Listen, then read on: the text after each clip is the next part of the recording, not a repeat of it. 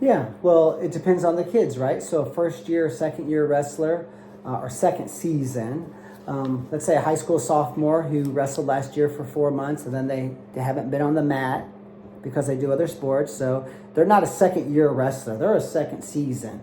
They have 4 months of experience. Then maybe a pee-wee kid who's on his or her second season, they get 2 practices a week for 3.5 months. They still don't know anything probably, right? So good drilling for them is going to look different than good drilling for, like, maybe my nephew, maybe my son, if I put him on the mat to drill. Maybe, Tyson Waftel, who just signed with the University of Wisconsin. Josh Coderhunt, he's starting right now. He's ranked top 5 in America for Navy. Watching him drill as a junior and senior was quite a bit different. So I think what good drilling looks like, it depends on the athlete. But for the most part, when you're learning something new, you want no resistance. And then you want to have a little bit of resistance. So we always say that generally speaking, your opponent always has to give about 50%, all right? They got to give some, because you got to have a body to work against. And then they resist a little bit. And maybe if you're a smart wrestler, you're going to say, hey, okay, keep drilling 75%, but when I start scoring here and I'm trying to hit my quick change off, pull up, try to put me on a hip lock, like as hard as you can.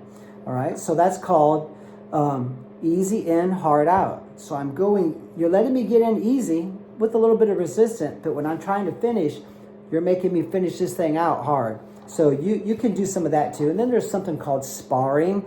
My brother and I used to do this when we were kids, called 50-50 wrestling, where we're just wrestling.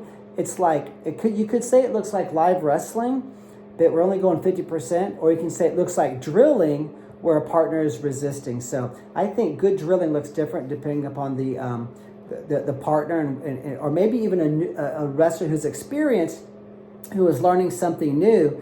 They're going to kind of progress, because the hard part about jiu-jitsu and wrestling is this. Now in gymnastics, I can do my routine on the floor, and I can do that same routine on the floor and win Olympic medals. In jiu-jitsu, you can't drill, okay, here's 6 submissions from here. Here's 3 ways to pass guard. Let me see how you do it. Like, oh, you got a 9.9. Oh, you got an Olympic gold medal. No, you've got to compete. You've got someone trying to strangle you, tap you out. They're fighting. Just imagine if the girl's on the balance beam and I'm pulling on her head and pushing her. I'm tackling her legs. She's like, let me do my moves. And you're like, dude, what do you expect? This is combative gymnastics. So that's the hard part about wrestling, is parents think, he drilled the move perfectly. How come he can't take down the 5-time national champion? We're like, because he doesn't know how to do it on a 5-time national champion. So that's the frustrating part. So you can bridge that gap between drilling and hitting it in live wrestling by getting some resistance. We call that combative drilling in Purler Wrestling Academy.